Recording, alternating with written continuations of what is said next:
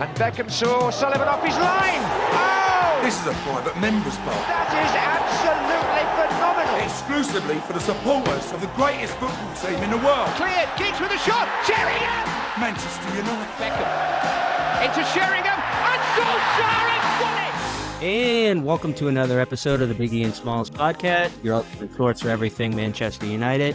If you like our show, please make sure to like and subscribe on all your favorite podcast platforms, including Apple Podcasts, Spotify, Google Podcasts. And if you don't like us, well, who gives a fucking shit, right, D? That's right, Scooter. All right, so we missed an episode last week. Lots to catch up on. We had Ten Hag interview that we're definitely going to chat about with Gary Neville that we both have some thoughts on. I don't know about you. I don't know if I want to spend too much time on the Palace and the Arsenal match recap because I feel like we're just beating the same drum over and over again. What about you? Yeah, those matches are in the past, and that's where they belong. That's where they need to stay. Definitely hit on Hoylan's lack of service, and we got a keep loan sell segment where we're going to go through the roster and see who we want to keep. Newsflash for me, it ain't many for me. I don't know about you. I think you can count how many players I want to keep on one hand. And that's even if you have three fingers. And that's if you have three fingers on one hand. Yeah, I don't even know if I'd give a hand. I have no idea. And then obviously we got the Newcastle match tomorrow. I saw Martinez should be available for that one, so that should help the roster. At least in the back. So let's kick it off with the Ten Hag interview with Gary Neville from last week. A couple things I noticed, and that is I thought it was a pretty decent interview. I wish Neville would have pushed him a little bit harder on certain things. I thought the one question that it was almost like he was coaching it back. He was trying to push him, but he was maybe a little bit scared to. Maybe that's not the right word. He was asking about defensive tactics on the team. And, the same line we've been hearing all season, injuries or whatever. I know you have a lot of notes from that interview as we've been talking in our group chat. I don't know. Where do you want to begin, man? Well, with that interview, there's always two sides of it. Like, I personally think that it seemed a little staged to me based on the way. It probably was, yeah. Based on just how the way, like you rightly said, the way Neville asked the questions, he wasn't exactly pushing for the answers that all us fans would want to hear.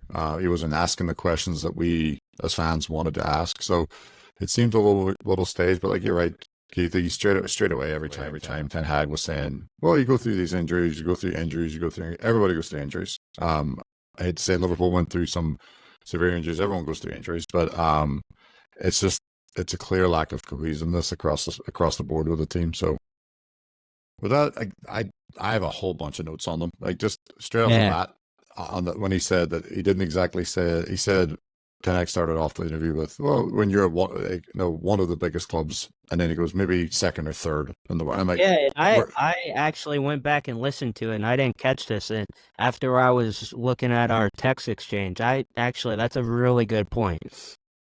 Yeah, like I can guarantee you right now, Alex Ferguson, even Louis van Gaal, Jose Mourinho, Solskjaer, like any past manager, referred to as United as the biggest club. It was you always heard that. Yeah, you wouldn't put an actual you wouldn't put an actual number next to it. You would just say the biggest club or one of the biggest clubs. You wouldn't say, "Oh, maybe we're second or third." You don't like that's United never strives to be second or third and everything. They should always strive to be the first. Number one kind of mindset. So that struck me a little odd when he said that. And then naturally when Gary Neville was talking about the defensive tactics, the difference between this season and last season, obviously Ten Hag kept referring to the good old injuries. But we can that's an overplayed record at this point. But he talked about the recruitment of Hoylan, for example, that he had the opportunity to go for a already established player. Everyone knows we were talking about Harry Kane. They didn't get it. They didn't get him. Like we settled for Hoylan. we'll get into that later or whatever. So, and it just basically just added extra pressure onto a young kid who's still developing. Yeah, no, exactly. And he said that we went for a talented player with potential that the team could possibly build around. But my point was they spent 72 million, if not more, on Hoyland. I don't know what the bonus structure is of the whole transfer fee. And when you look at City spent 51 for Haaland, so you're saying you can't spend 72 on a up and coming potential player. Like that's 72 million for players that are established. You can't be saying, "Oh, I'm buying it for a player that could be good in a few years' time." Like I get it, us fans have to be patient, but no, back in the day when Ferguson signed Wayne Rooney for 30 million, everyone thought, "Geez, he's paying 30 million for a teenager." Rooney was worth 30 million because everyone could see. Yeah, well, that's a generational player. Yeah, exactly. But even we paid 13 for Ronaldo and for 30 for Rio Ferdinand. Like we could go through the whole list of the players that Not to get were off unbelievable. topic, that just shows how crazy the money is in football now. That 15, 20 years ago, Ronaldo, Rooney, 30 million. That the numbers just blow my goddamn mind right now. Well, no, I think the Ronaldo transfer from United to Real Madrid, I think broke the price ceiling on that. Like Ronaldo went for at the time the 80 million pound. I think that literally set the precedent for all the Neymar transfers and all these other big massive transfers that are going on, like the Mbappe from Monaco to PSG. I think Real Madrid signing Ronaldo for 80 million at the time, world record, broke the price ceiling. So that just literally opened the Pandora's box, if you will, for crazy transfer fees.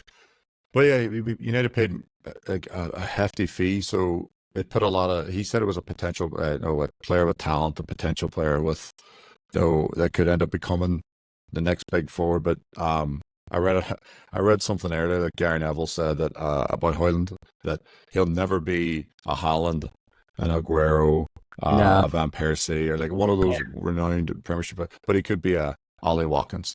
Yeah, I saw that, and I'm sure you probably saw the numbers too, which is actually encouraging. Basically his finish rate is basically right up there. I think they were saying obviously he's had limited opportunities. We all know that, but on a percentage basis, it's like 22, 23, or 20. Whatever the number is, I can't remember off the top of my head. So I mean, that is encouraging, though. No, it's definitely showing encouragement, and Ten Hag talked about that, saying that that's why they brought him on. But as they went through it, I know Neville then talked about the structure of the team and then also the structure of the club. Like there's a huge executive shake-up now at United with Richard Arnold is out as the CEO, John Murtaugh out as sporting director, Patrick Stewart, who was the interim CEO, he's gone, and they even got rid of Cliff Bailey, the CFO, is gone as well. So, and then Darren Fletcher actually he wasn't let go. He's been reassigned to a different role. Ratcliffe's putting his mark on this team. I was reading an article that he's even doing away with like the pre-lunch service or whatever for the FA Cup final or whatever. Yeah, they're supposedly Ratcliffe's cutting back on a lot of what he looks at as excessive and unnecessary expenses that the club are encountering. So he's cutting back on it, which I can understand, but at the same time, it doesn't sort of bode well with some of the fans and some of the obviously the workers there. They talked about Jason Wilcox coming in, and he's already came in and he's worked with Ten Hag. Ten Hag talked about it. They had a very good meeting with him for a few hours and so forth. Wilcox came in there as technical director, and right, I think Dan Ashworth's still on his garden leave over there at Newcastle. But from like our conversation with Sam Kirsty, he was even saying that everyone's already saying that Dan Ashworth's already like pretty much working for United. He's just not on their book shit. He's pretty much doing an independent contractor type, if you want to say it. Like he's not getting paid for them. He's on his garden leave. He's going through arbitration right now with Newcastle to try to get out of his contract so he can join you guys in the summer. Like it's a matter of when, not if. Exactly. Yeah. So, and then that's when they talked about Gary Neville talked then about the Jason Wilcox. Like the whole purpose of him coming on was to create a game model. And then Neville, of course, said that was another thing that stood out to me too. I'm glad you brought that up. Yeah, so like the game model, like he went into and for the listeners that don't understand what a game model is, it's pretty much making sure that the first team and every layer of player through United, from the first team, from Hoylan to every player goes through the under 21s, the reserves, the under 18s, the youth players, and the 13, 14. They're all doing the same tactics, same philosophy, same mindset all the way through, which I'm not trying to be funny, but it seems like the under 18s don't need any kind of mindset adjustment, because everyone but the senior men's team seems to have. It seems like it. The youth team, the women's team just won the FA Cup. What was that? I don't know. What was it? 4-0. They were current national champion. They were under 18s were current national champions today as well. So, and then the women's team just won. They won the FA Cup against Spurs 4-0 over the weekend. So maybe we'll have to buy an Ella Toon jersey, D. I never know. I'm just saying, at the end of the day, like, I understand what Ten Hag was saying. He tried to put it in there, and he used saying that the game model is already present at Man United. Hence, players like Garnacho coming through, Mainu coming through, Kambuala coming through.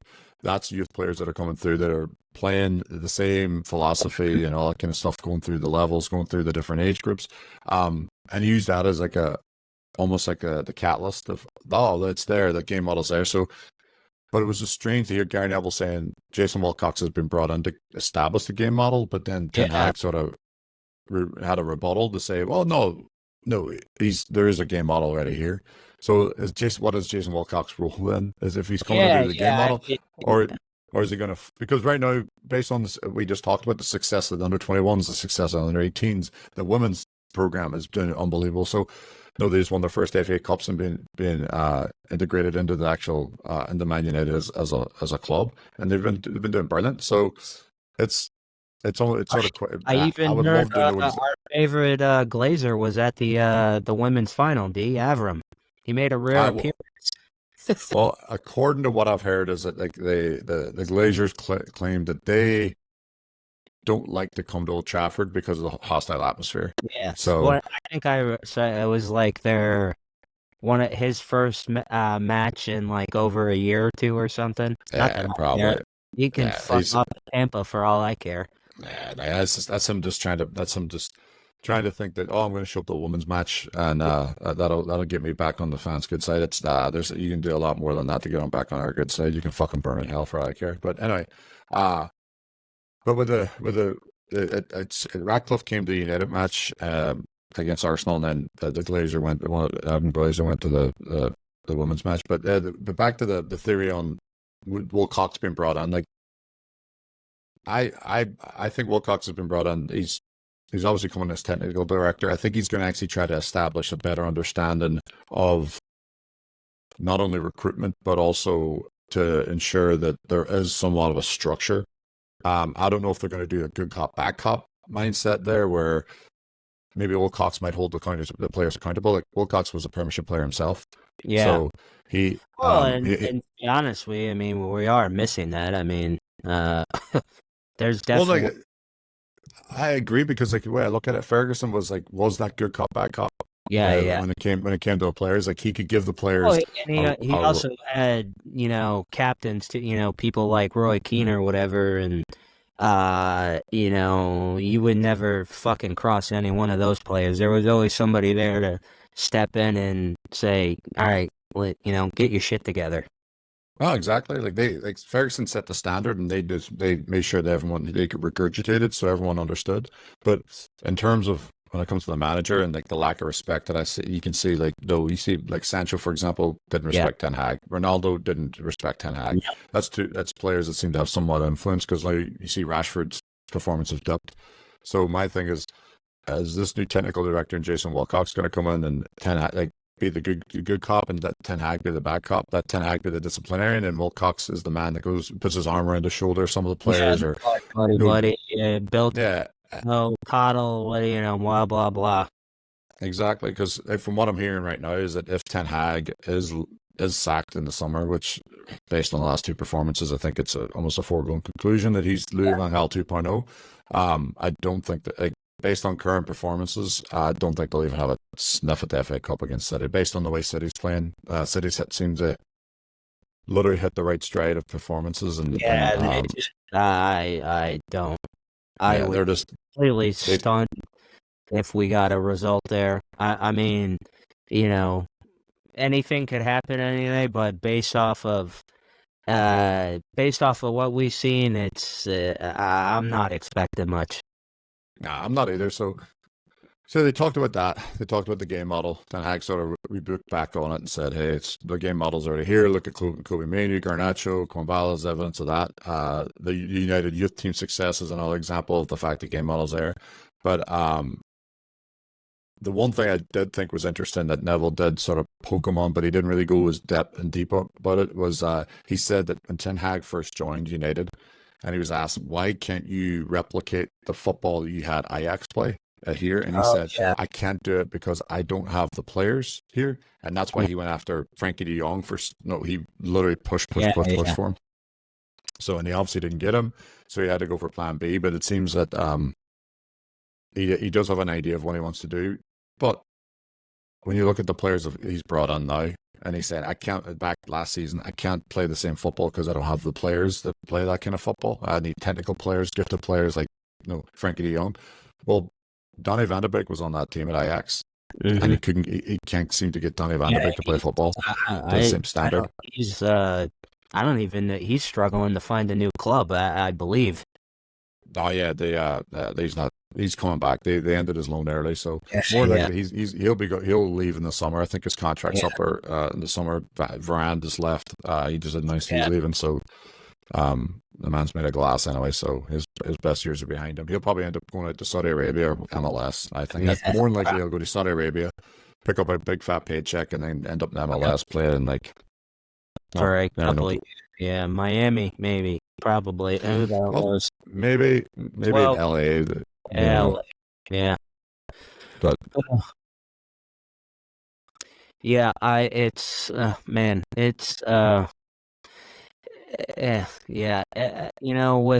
with Ten Hag, and I feel like I keep flip-flopping on what I want with him. Like, going into the Palace match, I was okay with giving him the summer and another season, but man, when you have just a performance like that, I think it's damning on two parts. It's damning on the manager because it tells me you lost the locker room, but it also tells me a lot about the players too, that you basically just put in such a shitty performance like that you don't even care. Like, at the end of the day, you're professional athletes, and have a little freaking pride, man. No, I agree with you. And Ali McCoy said it best. I usually don't agree with him, but he came out and said it best. He said he's not understanding this whole narrative of the players not playing for the manager, because at the end of the day, this is their job. No, exactly. You can't no fan in this world can show up to a building site or show up to work or show up to an office or show up and say, I don't feel like doing it today. Why is that? I'm not really liking the boss. Yeah. I'm only going to give 60-70% of the day. Oh, okay. Let me know how it works out for you. You probably be on the unemployment line. Yeah. So Ali McCoy came out and said, "Listen, but you're playing for Manchester United. You're playing for a badge. You're playing for fans. You're playing for your families. Like your name's on the back of the jersey. Yeah, your pride, and you're also playing." Potentially for your livelihood too, because just because you have a couple years on your contract right now, and if I'm watching that, be like, I don't know, maybe I don't know if I don't want anything to do with you. That's just me. I don't know. No, I agree with that. And so I agree. That's my mindset on that too. Just your name's on the back of the jersey, so I get that. But play with just a bit of pride. Like they walked off that pitch. I have to give a massive amount of credit to the traveling fans from United on that Palace match, because they sang when they were getting bit 4-0. They literally like God Almighty, man. God bless them. Like Jimmy Carragher even said, he goes, the fact the players don't deserve it. No, they really don't. The support from the fan base has just been phenomenal. On the nobody can say bad words about them, and to go travel and spend the time, money, effort to travel, get on a train, drive, however you're getting there, staying in a hotel or wherever you're staying, it's fucking bullshit from the players, man. Yeah, a lot of those fellas probably had to get, they definitely had to get up the next day, go to work. You don't think they decided to say, I don't feel like, I watched Man United, I watched the Man United players not really give a shit at their job, so maybe I shouldn't do the same. They don't have that luxury. Yeah, No, exactly. like I said, these fellas, like, literally don't, I feel like some of them would really have been still on a wage. Like, the audacity of Gary Neville to come out and call Chelsea the $1 billion or £1 billion bottle jobs, but yet Chelsea's above United in the league now. And they're actually playing well. They're winning matches. They beat United. So these players realize I don't even have to even try. I don't have to really even give a shit, and I'll still earn £200,000, if not more, a week. Well, and that's I thought Casemiro. I don't think his entire tenure with us was all bad. It's definitely been horrendous this year, but I know he's definitely gotten a lot of shit on social media, fans, and even the press about, leaving Madrid for a paycheck. And I even saw, why am I drawing a blank on his former teammate, Brazil, was, basically saying it was a mistake for him to leave Madrid and go to United, for the paycheck, basically. Yeah, a lot of people said that. Like Casemiro even came on and gave an interview and said that Carlo Ancelotti cried, or like he cried when Carlo Ancelotti tried to beg him to stay. So, did he come for the paycheck? 1,000% he did. But last season he was brilliant for United. I think last year, yeah, he was great. But I think I don't know if it's down to I don't know. It is definitely down to the fact that some of these players have down tools, but at the same time, some of the decision making by Ten Hag is head scratching. With this, like, tactics, and I'm even sympathetic in Casemiro's state. You're playing at a position, but let's just get into it a little bit. Like the play in the Arsenal match is like that shit you teach, like that's something you would teach your daughter. Like you just.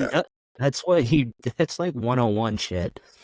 Well, so I was thinking about this and I actually watched it back. And one of the reasons why United got rid of, I'm bringing up Onana on this one. The reason United got rid of De Gea was because he wasn't the best with his feet. They wanted a goalkeeper that could play with the ball going backwards, right? So if you watch the goal back, Casemiro should have still got on his horse. He still should have sprinted up, made sure to keep the line. So therefore, Havertz would have been offside. But if you watch Casemiro literally shows wide to Onana's right and almost gets to the touchline at the very end line, and it gets so wide for him, so narrow for him, to the point where he's expecting Onana to play the ball, and Onana doesn't even look his way and proceeds then just to kick the ball long. Yeah. And naturally, United lost the ball, and then Ben White plays the ball down to Havertz, and they go on the score. And then Casemiro should have got up. But my mindset there is the whole purpose of bringing Onana into the club was play the ball from the back, not kicking long balls. And he decided to kick a long ball. So there's no difference now at this point. And there was a stat that they were analyzing a stat that said that there was like a high percentage of Onana playing the ball long to Hoylan. He plays the ball long to Hoylan more than at one stage after a certain amount. I can't exact stats, but they said that there's almost no difference between De Gea and Onana in terms of playing the ball long, where Onana was brought on specifically for that because De Gea is a better goalkeeper in terms of reaction saves, and he's got more experience in the Premiership. Onana's made a couple of good saves here and there. Has he made his blunders? Yes, but the whole purpose was to be able to have a goalkeeper that plays the ball confidently with his feet and plays with both feet, left foot, right foot. And if you watch there, like if he just would have played, Onana invited the pressure onto him from the Arsenal player. I don't know, I can't remember exactly who was pressuring him. But if he would have just played the ball early over to Casemiro could have took the space, possibly played on Bissaka or whatever, but he didn't. He played the ball long. And I remember reading a scouting report on United last year. And when United tried to play the ball around the back, and as soon as the trigger for the team to really high press United was whenever the ball went to De Gea's feet. As soon as they did that, they high pressed. So the right wing pushed up to the left back, the left wing pushed up to the right, United's right back, and the forward pressured De Gea, and then the two high midfielders, or one or two midfielders, they would push in behind the centre backs. So then De Gea had to play it long, and they knew the reason why is because United didn't have the threat of going up front. Like you watch, we watch Hoylan now. Hoylan tries to hold the ball up, but it's not a strength. Hoylan proved in the Champions League against in the group stages. He scored a goal. He picked the ball up the halfway line and sprinted the length of the pitch and scored a goal. He's got speed. He's got it there, but his strength is not holding the ball up. He's not a Didier Drogba. No, he's not that kind of player. No, definitely not. And he's also not. I mean, obviously, he's not. He's not. He would be your second forward on the. He's not the number one. There needs to be another person there as well. But yeah, I mean, that's a really good point about Onana and and De Gea is like that's actually a really good point. Yeah. So that was the one thing about the Casemiro. Is he guilty about not running up? 1,000%. He should have been on his bike. He should have literally put the effort on. It goes back to what we talked about. Like some of these players, they just don't seem like they care enough to make a sprint, just go that extra yards, to do that long busting run, just to make sure that it's the small little mistakes that end up costing United goals, and it end up being a simple goal for Arsenal. But the match overall, I don't want to go into the details. Yeah, every single match. wasn't even just boring. Even Stevie fucking Wonder could see how bad United are at this point, and it's just the point where I'm getting. It's like I said, I was talking to Sean Barr about it, and we were saying, it's almost like I feel like for the first time in my lifetime as a United fan, that I almost feel like a mid-table club where if they go play the likes of a top 6 team, they're like, oh, maybe we might get a result.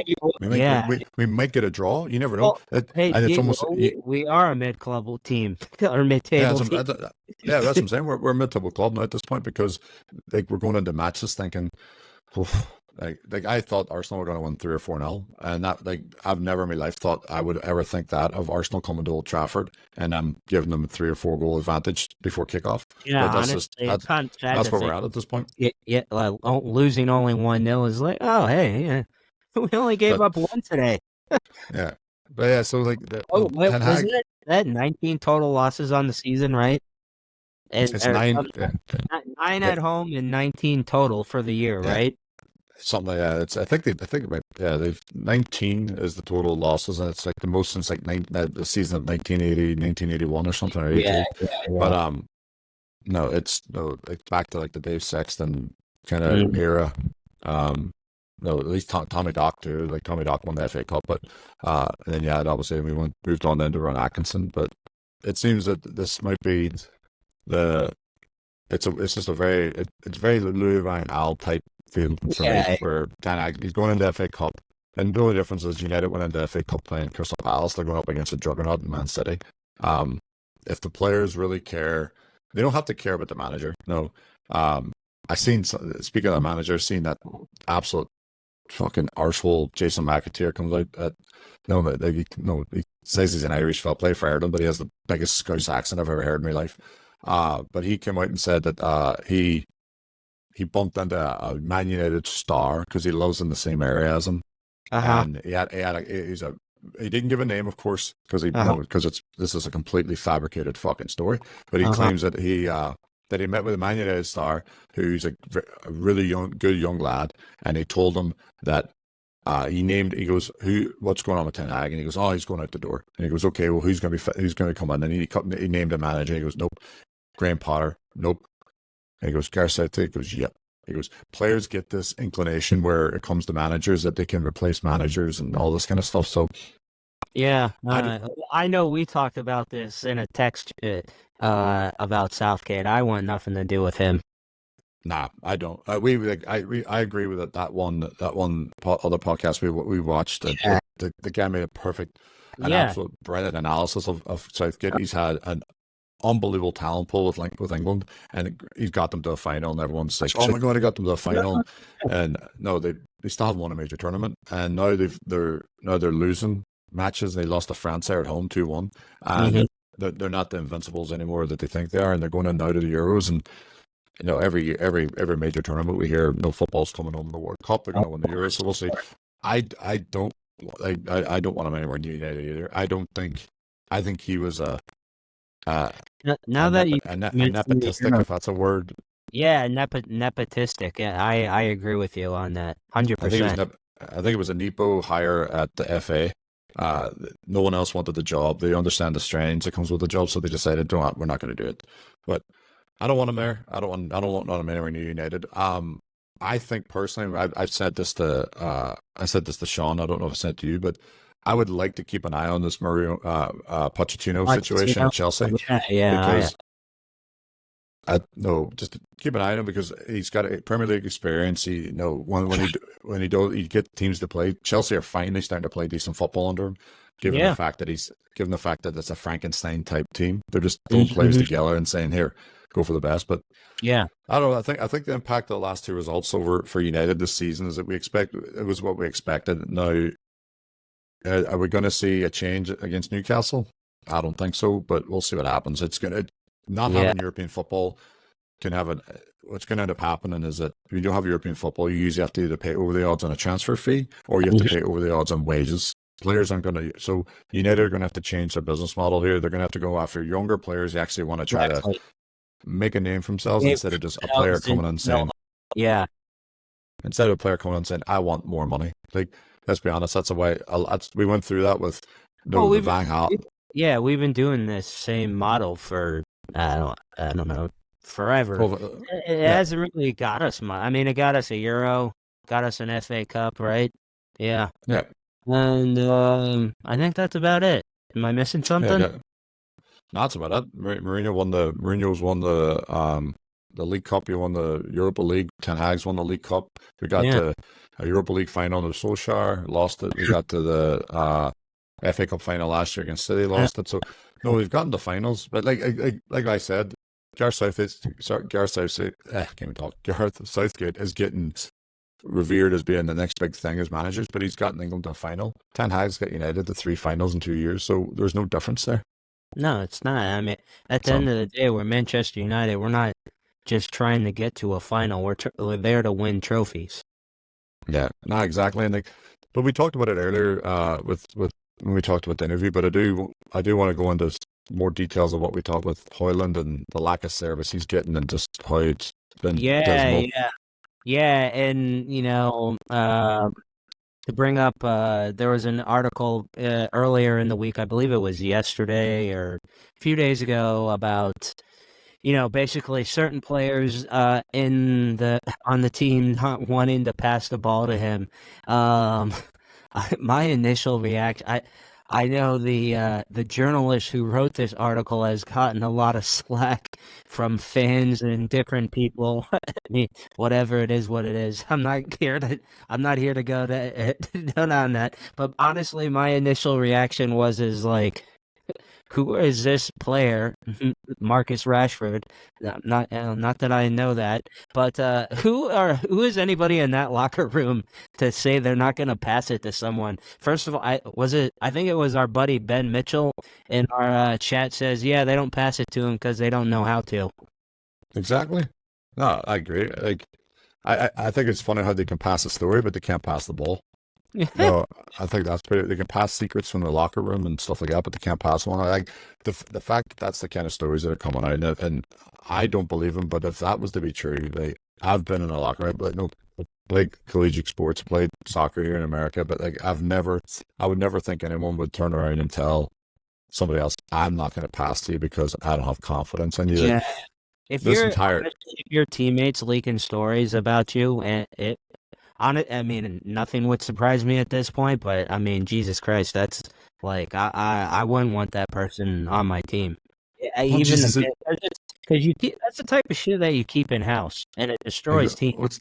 It's not just that, but just who the fuck has the audacity in this current Man United team, which is one of the worst teams in my life I've ever seen, has the fucking audacity to try and say, I'm not going to pass to you because I don't have the confidence.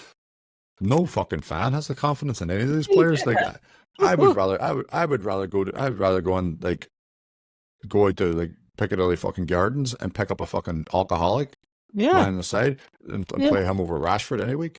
Yeah, because I have more confidence. At least if I put a ton of beer at each end, he's going to sprint after it, no problem. Exactly. He's going to put a shift in for his pint.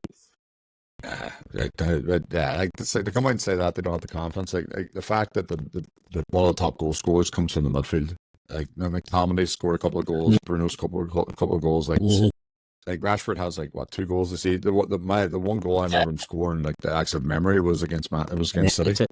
Going off the crossbar. Yeah.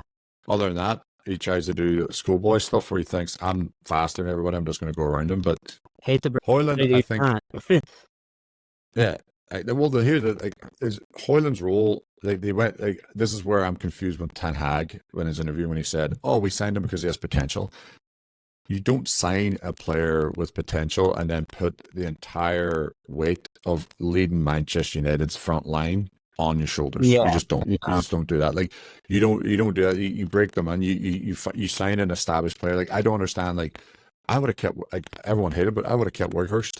Yeah. And played him up front. I don't understand why they let him go. Just like I don't understand how they let Fred go and they let Sabitzer go, but then they signed Amrabat. Like Sabitzer had a 15 million euro buyout clause. Yeah. And they said nah. And he's now playing the Champions League final for Borussia Dortmund, but then we've got fucking Amrabat. For 9 million. 9 million loan fee. Not even a fucking signing fee. A loan fee of 9 million. Yeah, exactly. And then they buy Fred for 51 million, and then they sell him for 8 to Fernandes. Fred wasn't the most technical player. It's hard to believe he's Brazilian sometimes, but at least he actually put a shift in. He actually cared. Yeah, exactly. I mean, he was energetic. He would throw a tackle on. He would do and he'd come up with a goal here and there. But like to put that much pressure on such a young player, and he already has the pressure of playing for Manchester. He already has the pressure of having such a high transfer fee, and then all of a sudden to have him lead the line based on the fact that he has potential, not the fact that he's a finished article. Because we know like the likes of Harry Kane's a finished article. Look what he did at Bayern Munich this season. Exactly. But I think if I was to go into the tactical mindset of it, if for a player like Hoyland, for him to get service, you have to have wingers that are going to attack and put the ball in. Too many times, and we've talked about it before, Alan Shearer talked about Anthony. Anthony would drive him absolutely mad because he would make a run down the wing, and then he cuts it back on his left foot, and then he does some stupid trick and then loses it. And by the time he does cut it back, the run's gone, the momentum's gone, the defenders are already back in place, the low block's already in place, and the midfielders ready to come back to be able to help out, do a double down on them. Like you've got so the only way I think Hoyland's going to be able to get service, you're going to have an old school winger that's going to drive at a player.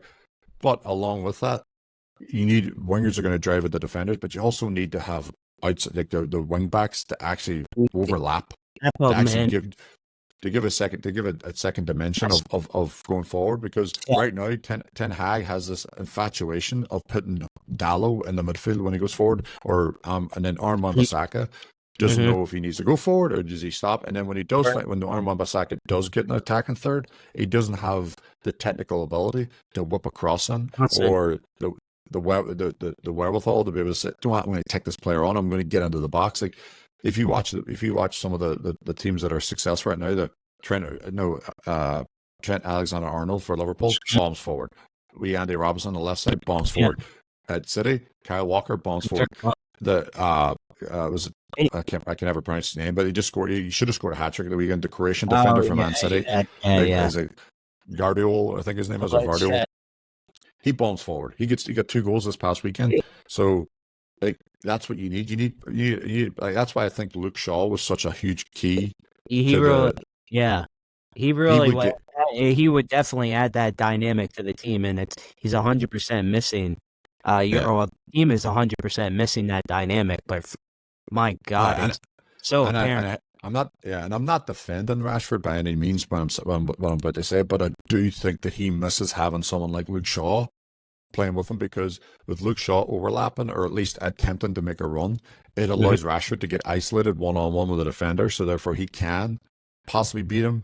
But now, because no one's over it, if you watch now Rashford, when he tries to beat somebody, it's always 2 defenders, because what happens is that the left back, whether it be Dallo or Arnold, no one's overlapping. So therefore, that option's not there. So because you've got the right winger of the opposing team coming back to double down on him, and you've got the right back making sure to always show Rashford outside.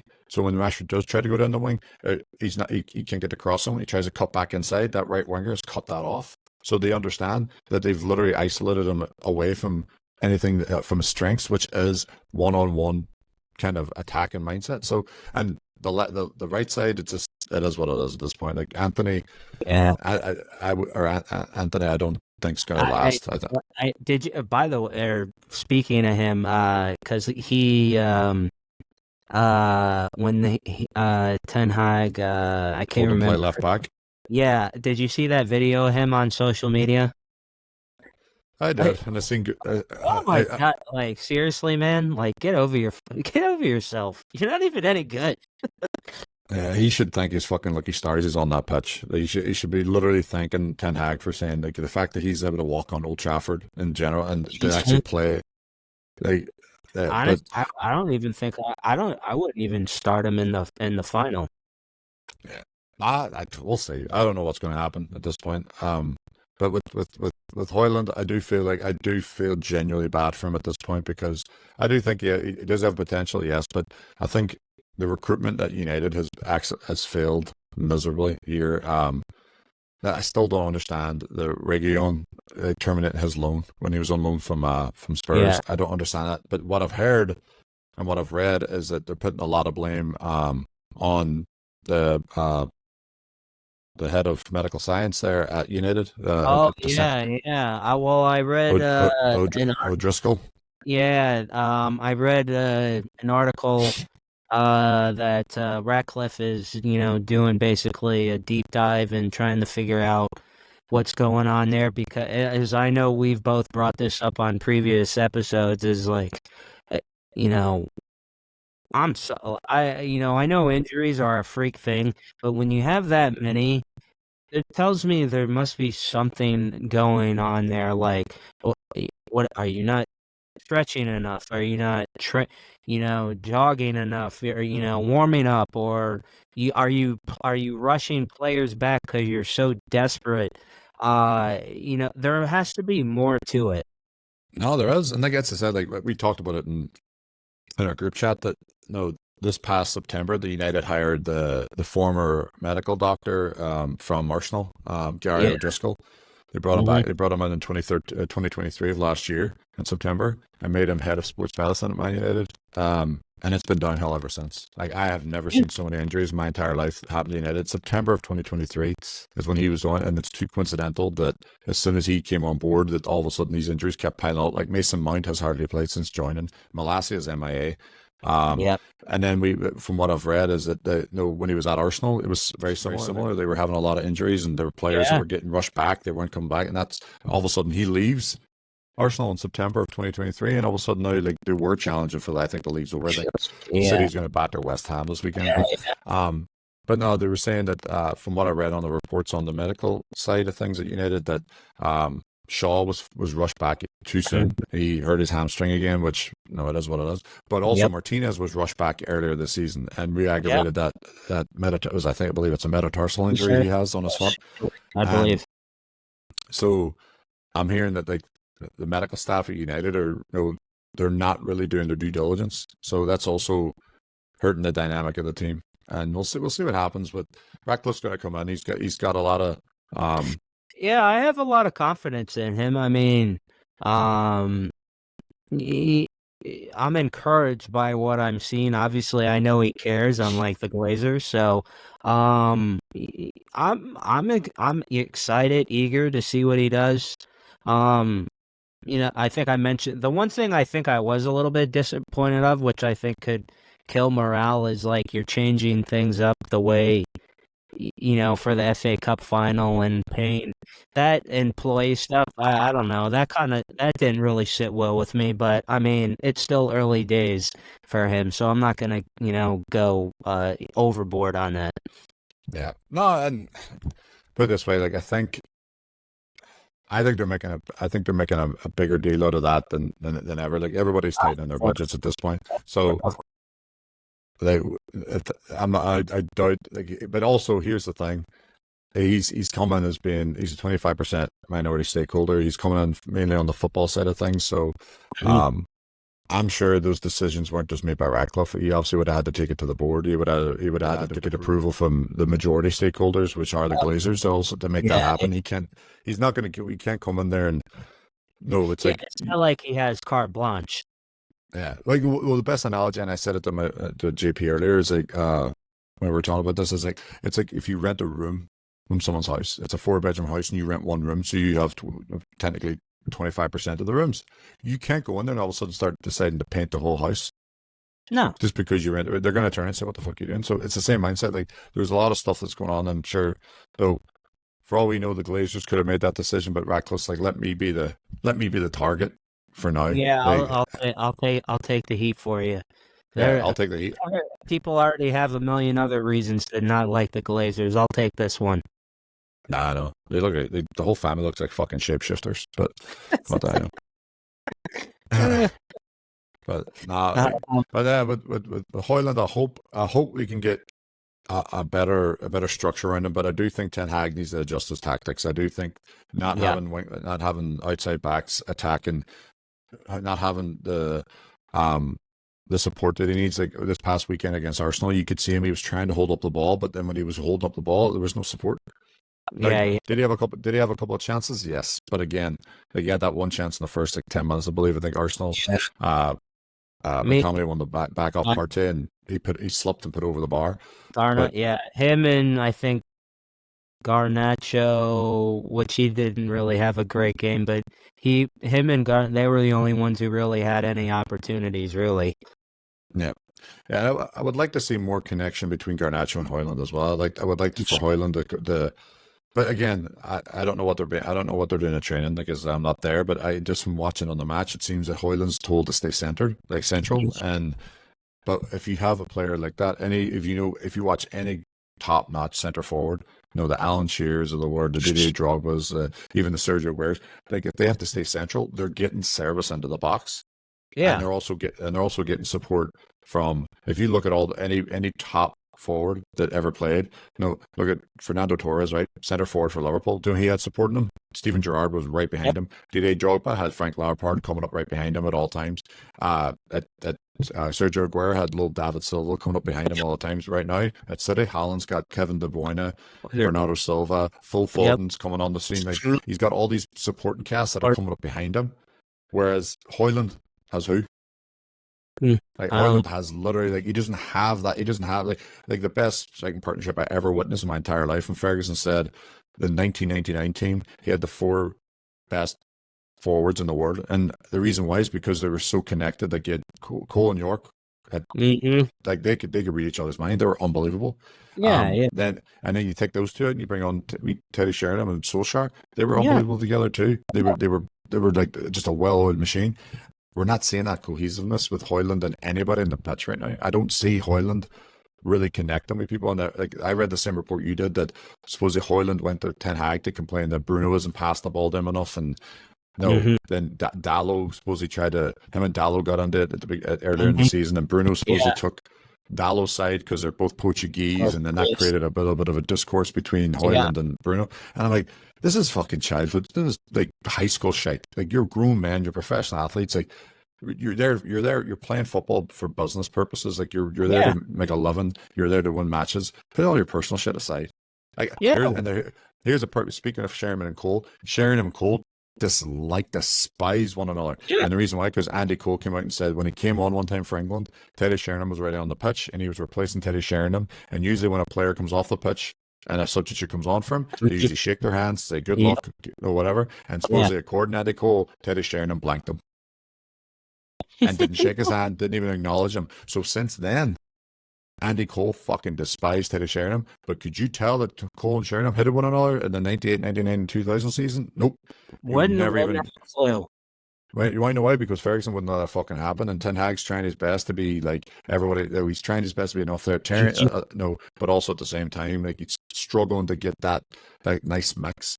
But you rightly said earlier, he doesn't seem to have a support group and a captain that's willing to, really regurgitate. Regurgitate what he's saying, and also willing to ruffle a few feathers, hurt a couple of people's feelings, and put personal allegiances aside and say, listen. Sometimes you need to be told that you're fucking up, and sometimes you need to be told that it's like you can do better. I think people would respect you more if you were to turn around as a player and not take it. Like, let's be honest, every fucking United player, there's not one of them that can turn around and say, "No, I had a good season this year." Like, I don't know what I can't name one that could say that. No, absolutely not. I mean, it's just been abysmal across the board. It's really been. Yep. It's been an entire season to just, forget. Yep. And that's probably a good segue into our keep loan sell segment. What do you think, D? Nah, that was perfect. I was thinking the exact same thing. All right, so I got the roster in front of me. Where do you want to start? You want to start with the goalkeepers first, being a former goalkeeper? Ah, might as well. All right, Tom Well, Heaton. I think I don't know if he's going to retire. Here's my thing.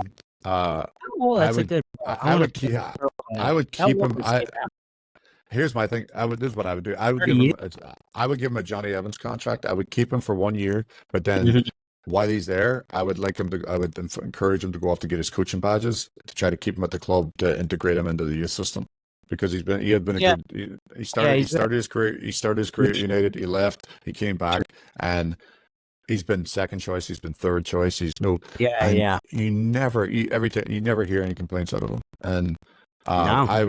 I would keep him for backup to Onana. And the reason I'm doing this is because I would loan out Alte. Okay. I would loan him out. He's young. He's a young goalkeeper. They signed him from Turkey this year. I would send him out on loan. Possibly back to Turkey, where he's comfortable. Let him get a couple of minutes under his belt. It was almost a waste. It was a waste to sign him, and just have him rot in the bench. He's played like 1 or 2 matches this year. He's a good goalkeeper. He's young, but I would send him out on loan, and then keep Heaton as Ten Hag's obsessed with always having 3 or 4 goalkeepers, but I would keep Heaton 1 year contract. Johnny, I'm going to call it the Johnny Evans contract. Onana, obviously, I'll give him 1 more season because everyone hated De Gea when he first joined. Everyone said he was too small. He wasn't good enough in the air. He was getting bullied out, and then all of a sudden, everyone was like up in arms when the United let him go for free. But I would keep Onana. Yeah, I would definitely keep him, and I agree with you on Heaton. I think that would be a good move with him. Let's move on to the defenders. Let's see, Lindelof. He can sell him for me. Harry Maguire. Keep just because of his. He's played somewhat decently this year. Yeah, I've been impressed with him this year as much as I've ripped on him in previous years. I think he's carried himself very well this year, like a professional. No, exactly. We talked about his character in a previous podcast. I think he's shown more. He's shown the exact thing that we want from a Man United player. Like someone actually has a bit of character that actually is a little bit determined. But with Varane leaving, and with the injuries that have had, I don't think they're going to be able to go out and. I don't think they should have to go out and sign a player when they have a Maguire there. So keep Maguire. Yeah, keep him. Let's see, Martinez. Keep. Keep. Yep. Let's see, Malacia. We know Varane. He's already gone. Diego Dalot. Definitely keep. I think Dalot out of all the team, from this year, the whole squad, I think he's the one player that actually has been somewhat consistent this year. And again, he's been played out of position. I don't think the tactics that Ten Hag's integrated with him are to his strengths. Dalot seems more of a traditional, outside back where he likes to get forward. He can whip a ball in. He can strike a ball, as we've seen that. So I don't think this tactic of Ten Hag wanting him to get into the midfield to clog the midfield, I don't think that's the right way to go forward in terms of like playing to his strengths, because when you've got you've got out wingers as well, and the likes of Anthony, Garnacho, Rashford, Sancho, Ahmad, all those they can't get forward and keep tracking back when Dalot's sitting in centre midfield. So I hope Ten Hag changes his tactics and goes back to like a traditional 4-3-3 instead of this weird hybrid formation that Yeah.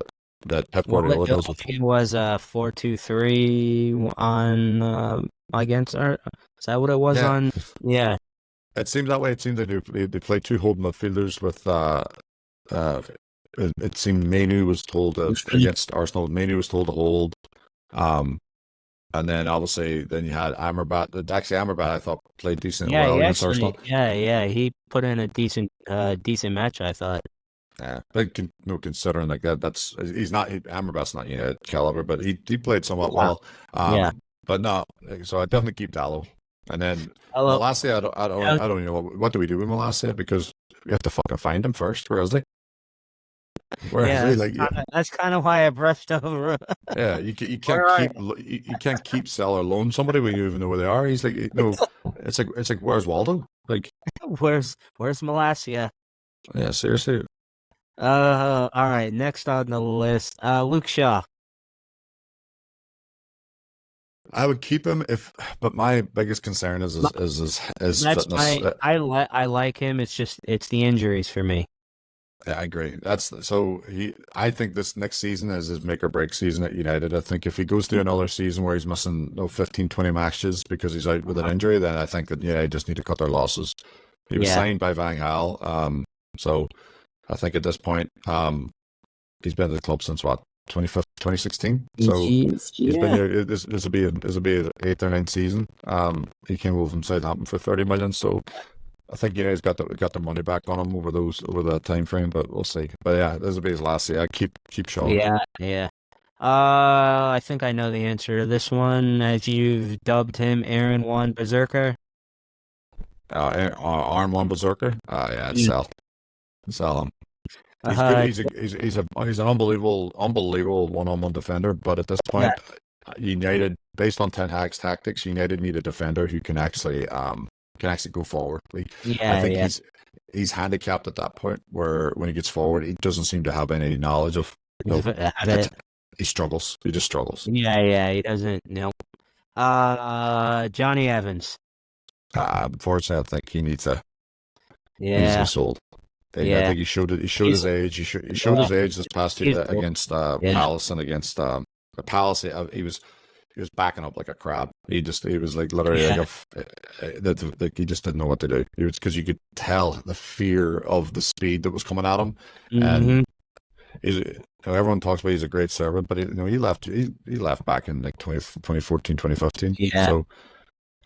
But no, I think he's he'll end up he'll be a good player for a championship player, possibly even dabble in the MLS, make a decent paycheck. Yeah, I could see him ended up in the MLS. I mean, I think he's 30. He's got to be late 37. 37. Sounds about right. Let's see who we got left here. I'm asked. What you got? Who's that? Harry Amas. It's a youth player. All those youth players we have to hold on to. We have to hold on to. We Lewis Jackson as well. Lewis Jackson's one. He was one who was being touted to come up to play left back when there was a crisis there a couple of weeks ago. Yeah. So all those guys are gonna. Habib and Harry Mass. They're all youth players that'll they'll stay around the club for a few years, hopefully break through. I think Lewis Jackson might be able to break through, but then the rest of them. But he could be the next Donald Love for all we know and end up leaving. All right, now let's get into the midfield. Bruno. I don't think he's. Seems like he's open to staying, but he's also shopping himself. So I'd keep him if he wanted to stay. I don't know about you. I would keep him, but if United were get a significant offer early in the transfer window, not late. If United don't get an offer before, I don't want to give him away, but I mean, if it's too good to pass up, then sure, why not? But at the same time, he's the captain. I would keep him. But again, if he's showing any kind of signs that he's interested in leaving, then I don't think you can keep a player at the club. You can't keep a player who's got 1 foot out the door. And honestly, I know we talked about this earlier. I wouldn't blame him. I mean, a player of his caliber deserves to have European football.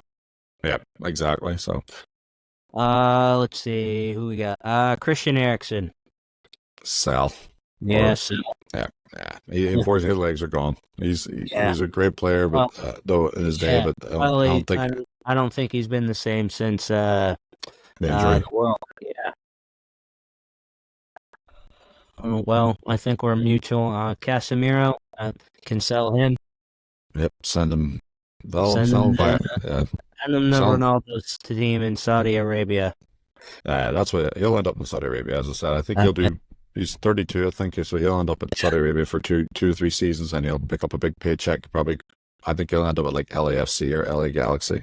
He strikes me that kind of glamorous kind of signing. Yeah. Let's see. Scott McTominay. Keep. Yeah, I'd keep him. I like him. Mano, obviously, I'm keeping him. He, Build I old want midfielder around him. I want to build around him. Mason Mount. Again, where are you? I don't where. If I can find you, I don't know what to do with him. Jesus. Yeah, he signed for United and used the whole that he grew up a United fan as one of the reasons why. But I would say he's another player that's on one season sort of probation period. Like if he doesn't perform next season and doesn't play regularly and isn't injured, like he's got he'll be gone by the 2025-26 season. Amrabat.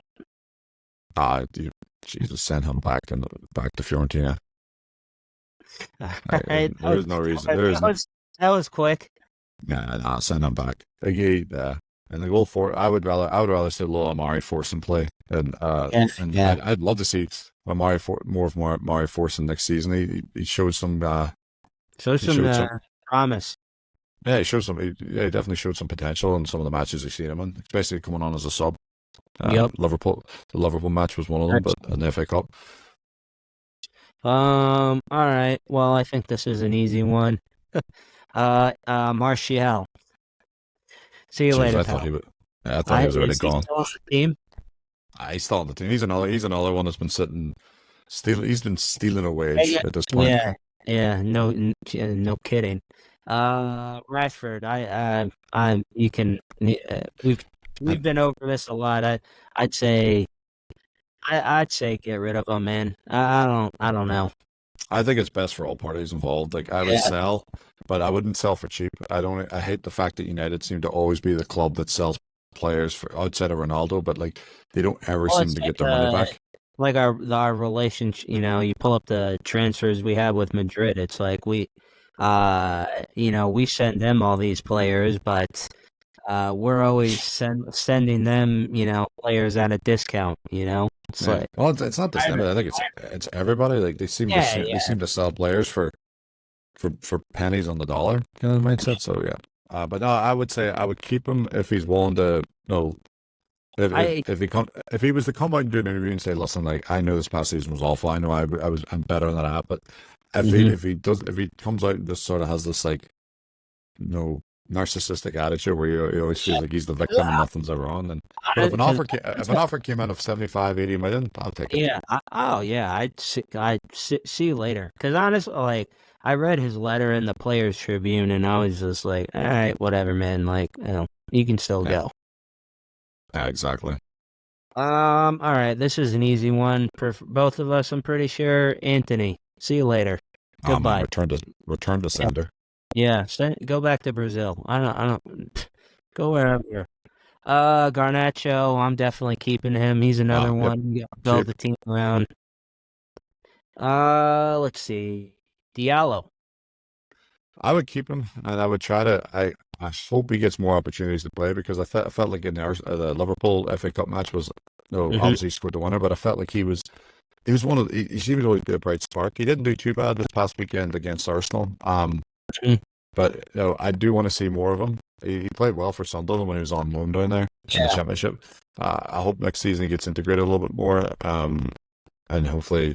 But if not, like if he was to be sold, I know United sort of paid over the odds for him, in my opinion. But when they brought him in, but that was another. Well, another reoccurring theme with our team. Another Martel signing. Exactly. No, I would keep him for next season. Hopefully see more of him. Yeah, we've talked about Hoylan a lot. Obviously, I want to keep him. I'm pretty sure you feel the same way as well. Yep. Yeah, definitely keep short. And next person, which I would like to see a little bit more of, or I wish I did. I think you do as well, is Wheatley. I'd like to see a little bit, see what he's no, got. definitely. Yeah, no, he definitely. I would like to see more on him. Ten Hag actually seems to integrate him a little bit more, but with the success he had in the youth levels, I want to see more of him next season. Well, especially in the in the Premiership games. I mean, because basically for weeks on weeks now. I mean, these games are meaningless. So I feel like you can almost treat them as like some teams do with the League Cup games, and they field their youth team sometimes. No, Not exactly. Well, but I said that earlier in the group chat too. That's really frustrating that United seem to play first teamers and like the early stages of the League Cup and the FA Cup when like they should. That's the kind of matches where like they should use. I hate to say it, but like the League Cup. Some people might think it's important, but I used to always growing up watching United under Ferguson. Ferguson treated the League Cup as an opportunity for younger players who didn't really get the opportunity to play in the match in the Premiership. It's time to get out there and get some time to prove that they have the ability to be a United player. Experience, play in front of big crowds, Yeah. And then more importantly, let some of the first team players get a well-deserved rest so they don't have reoccurring injuries like they're encountering right now. But two players we also like probably get special mentions. Good old Donny van der Beek. Oh yeah, he's gone. And then the last one, which Sancho, Sancho sell, but another one would be Mason Greenwood. Oh, Greenwood, yeah. So I sent you that status the other day. There was a poll done with United fans, and I don't know how accurate this is, but it was a poll saying it said that 87% of Manchester United fans want the club to bring him back next season. I personally never want to see him in a Man United jersey ever again. People can defend him all they want and said, oh, well, the girl now he's with and they have a kid or what. I genuinely couldn't give two fucks because I listened to that voice recording. I have two daughters of my own. And if that was anyone that even closely related to my daughter, he would not be playing football. He'd have two fucking broken legs. I can tell you that much. And I don't want him anywhere near the club. Yeah, it doesn't stand for the ethos of what Man United's about. They don't need to have people. They don't have players that got in the club. Fans are fickle, and I think we've all probably have been guilty of it at some point in our lives. But yeah, I mean, we've all heard the recordings. It's absolutely reprehensible. Bringing them back, what is it going to accomplish? It's just going to cause more drama. We've already got enough issues and drama at this team. We don't need any more. Exactly. And it blows my mind too that he came out and almost like acted like a victim. He's saying that he feels betrayed by the club because of how they treated him differently than the way they treated Anthony. And I'm like, well, man, come on. Like you were up there. Like, look at the charges you're facing right now. And you're going to try to turn around and act like a victim. Yeah. Nah, not going to happen. No, it's apples and oranges. Yeah, it's definitely. Yeah, I mean, from what I'm hearing is that it's like Barcelona supposedly, according to the Getafe president or the owner or whoever was at the associated club, came out and said that like, oh, Barcelona's inquired about him. A lot of the big clubs inquired. Well, they can have him. Like if they value success over integrity, then go ahead. That's on their own. That's on their heads.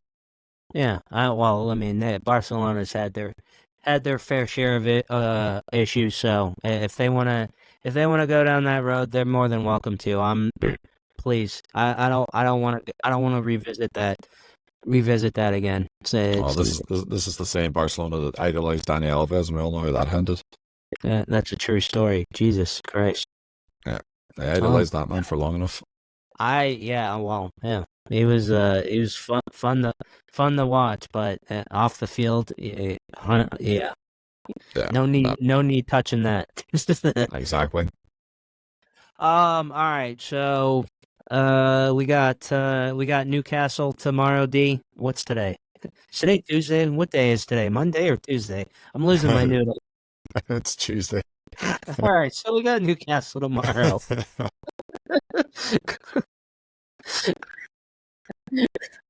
Um, what? Well, it seems like we got. Hopefully, we'll have some people coming back into the team.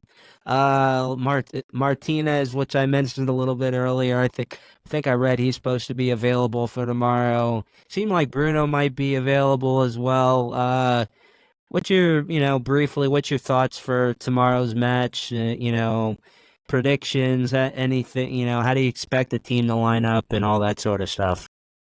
I genuinely think it's probably going to be very similar to how they lined up against Arsenal. Yeah. I think possibly, and they might start over Ahmad, but I think it's going to be the same Onana, and that's right back Dallo, left back right back Armand-Bissaka, left back Dallo. I'm Casemiro hoping. in the back. I don't want to see him there again. I would rather see Kambala play in there. With I meant to mention this earlier. Did you see the video of him doing the Georgie Best chants with the fans in the Arsenal match while he was warming up or on the sideline? Did you see that? He's a good little. He's a young kid. He's only 19, so yeah. But he also seems the one that actually he seems to be a kind of player that actually plays for the badge. Like he genuinely enjoys it. Like against.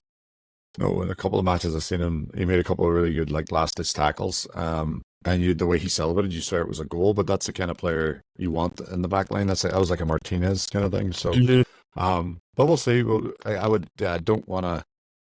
I prefer to not see Casemiro in the back ever again. And if he plays against Newcastle, is going to eat them alive. But I hope Kambala plays and maybe put Casemiro in there with Menu. And maybe Bruno might be back. But if not, I think it might be.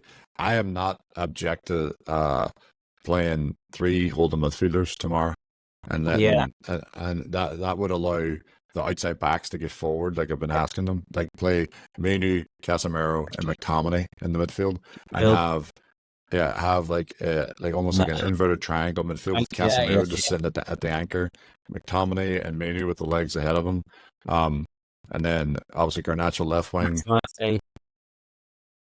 Maybe Anthony on. Maybe, and then obviously Hoyland up front, and we'll see what happens from there. But we'll see. It's hard now to get sort of excited for matches, knowing that it's like the United still has something to play for. That's the thing that drives me nuts. Yeah. To play. Like I see posts all the time. Fans say, "Well, this match, about the Arsenal match, it didn't really matter anyway because our season's over." But no, United if United lose now against Newcastle tomorrow, and then I doubt West Ham will beat City, but if Brighton win both their matches in hand, they both might have left. Yeah, like United could end up 9th. Yeah, in the league, fucking 9th. I know. So they're 3 points behind Chelsea. When you look at that table, it's like, honestly, you know what the biggest number that stands out to me in that table is the -4 goal difference. God Almighty, does that number sum up this season in a nutshell? No, and ironically, it's Amrabat's number. So if that's not fucking coincidental, I don't know what does. But no, if they win, I'm hoping they can get a result, especially at Old Trafford. It's the last match of the season at Old Trafford because they play away to Brighton. Yeah, and being the last home, I mean, my God, the fans have been so good all year to these players. My God, at least do it for them. I mean, Jesus. Yeah, try to end the season on a high, because if not, I genuinely would not understand if they do, the walk around the stadium at the end of the last match of every season. The players usually walk around the stadium, applaud the fans, have their kids and families on the pitch, and walk around and thank the fans for all the support this season. I think if they don't put a performance in that's worthy of Manchester United, I don't think there's any reason for them to do that walk. I think I'd tell them just fuck off into the change room. The ones that are leaving, see you later. Don't let the fucking door hit your arse on the way out. And then the rest of you, enjoy your some time enjoy off. Your holiday, enjoy your summer.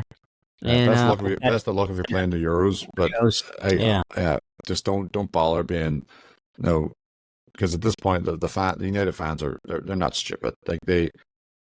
They don't need patronizing by players pretending like I don't want to see Varane walking around, smiling and waving and clapping. Just no. I'm sure you saw his social media post. Very sappy, D. Yeah. Did you see it? I seen it. I watched it, and I just again he was smiling. He's smiling in the interview. Like I don't get it. Like I agree with Roy Keane. Like they shouldn't be smiling. Like footballers should. Like you're leaving a club. Like you're smiling because you just like literally like you just rooked the team, the club of millions over the years you've been there, and you're a lot richer now than you were ever in your life, and you're probably more than likely going to go earn more money in Saudi Arabia or wherever else. But I'm hoping tomorrow. But again, I'm going in with this. I'm trying to go in with a mindset of a glass half full, but it's hard to not to be pessimistic. But I'm hoping United maybe they're going to always concede goals. They're going to concede goals. I'm hoping it's going to be maybe like a 2-1 United. But it all depends too if Bruno comes back. If Bruno's back tomorrow.